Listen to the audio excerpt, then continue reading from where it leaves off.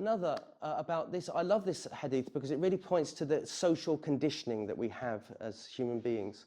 There's no newborn except they are born upon a natural primordial disposition, i.e. this fitra, I'm sure all of you are familiar with, this innate nature that fitra means to break through and grow.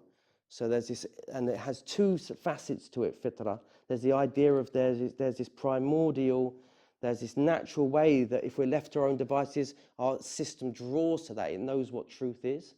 But there's also this way of nurturing to produce growth in it. So there's an essence of the beginning of it, i.e. within us is a code by which we know and recognize things. It's there, we just got to dig and find it.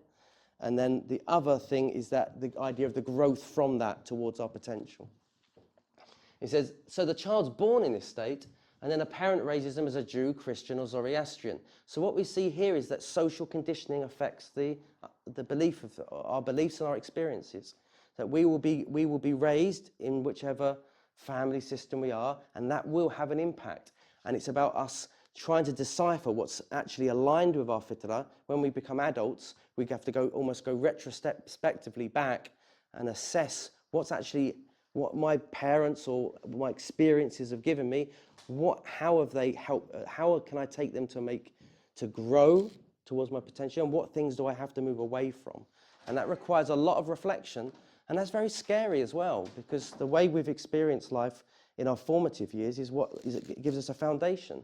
And if we're forced to question that, it can feel like the rug's being pulled from underneath our feet. And it requires a good strength, a good solid strength, confidence in oneself to be able to do that.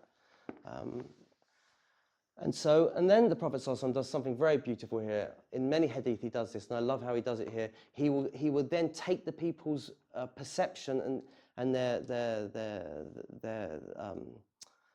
he will take their sort of attention towards something in their environment to reflect on the reality of that. This sort of maxim or premise that he's teaching them. Do you not see? It's like an animal who produces a wholesome animal, the baby that comes from the animal, it's got full horns, it's got its horns, or it's got its arms and legs, it's not deformed. You don't sense any deformity there, i.e. you have this you have this wholeness within you, and it's the society that breaks off. And this is what the Prophet ﷺ was alluding to. The Quraysh, they used to deform the animals, they used to break their horns and so forth. And they used to create certain rituals around it. So the Prophet ﷺ in that context it's society that deforms. The actual, within you is a way of knowing what truth is.